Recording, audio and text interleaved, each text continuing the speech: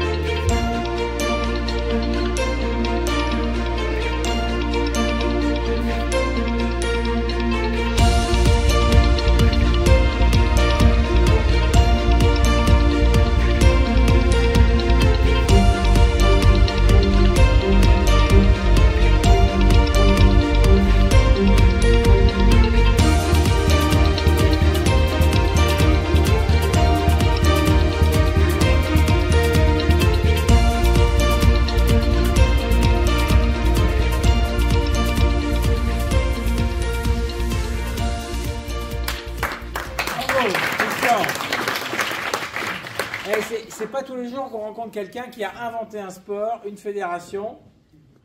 Fédération, non, pas encore. Pour l'instant, une association sportive. Alors raconte-nous, à part pousser une balle bleue ou jaune selon un sentier, c'est quoi le trail ball? Est-ce que vous avez remarqué sur le petit logo de trail ball, le petit logo, c'est le monde comme terrain de jeu.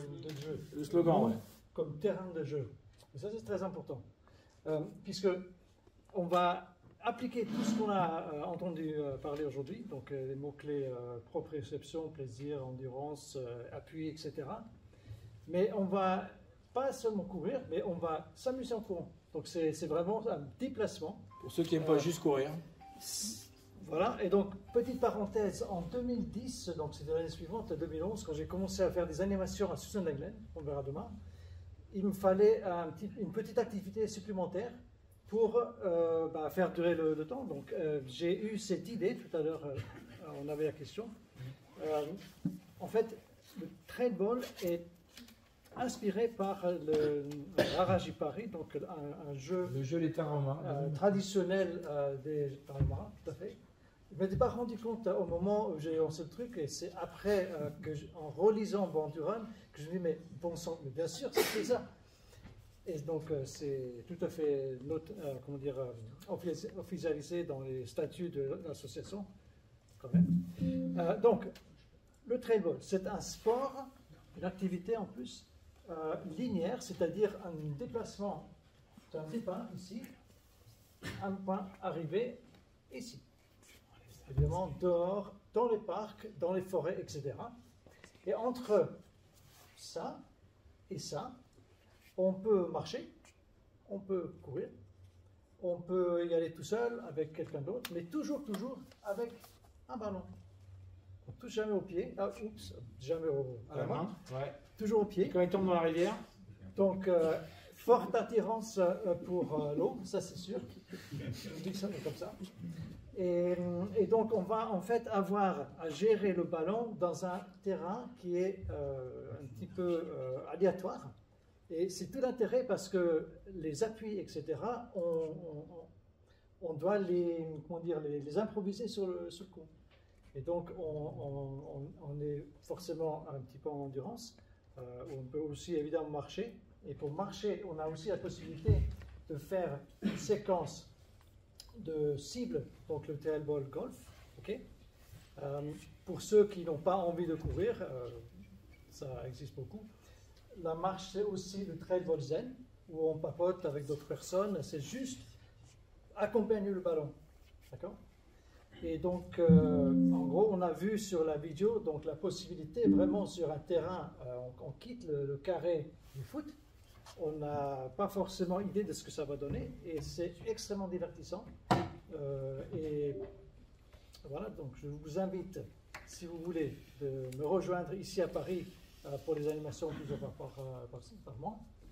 Et puis, il y a d'autres activités qui commencent à se monter ailleurs en France, à Copenhague aussi, et peut-être Copenhague ? Oui, tout à fait. Par le hasard des choses. Voilà, je crois que j'ai tout dit. Merci, on l'applaudit. Le trailball.net. Trailball.net.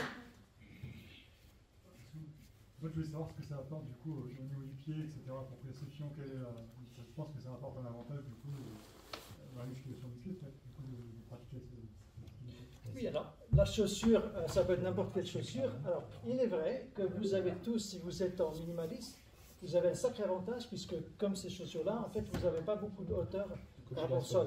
Donc, on arrive mieux à, en fait, gérer le ballon puisqu'on arrive à plus aller en dessous, d'accord ? Donc, la chaussure minimaliste est quand même mieux idéale pour cela. Et ça travaille donc du même temps, vraiment les appuis, ça renforce les pieds, etc. C'est clair. Mais on n'est pas obligé de faire des grandes distances. Et la variante enduro, c'est plus de 15 minutes. Je vous garantis que si vous n'avez pas l'habitude de courir après un ballon comme ça, 15 minutes, c'est quasiment trop demandé.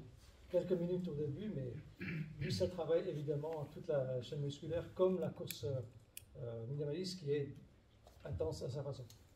Je suis allé une fois à une séance avec Christian, et en fait, on travaille énormément les appuis latéraux. Enfin, oblique. Donc le désavantage de la course à pied quand même, sauf si on court en montagne, là c'est droit, ouais. C'est droit, comme un marathon. Et là, et là on varie, donc il y a beaucoup moins d'usure. Ça se voyait dans la vidéo, je crois. Ça se voyait exactement. C'est vrai ? Vidéo ? Merci encore, on t'applaudit.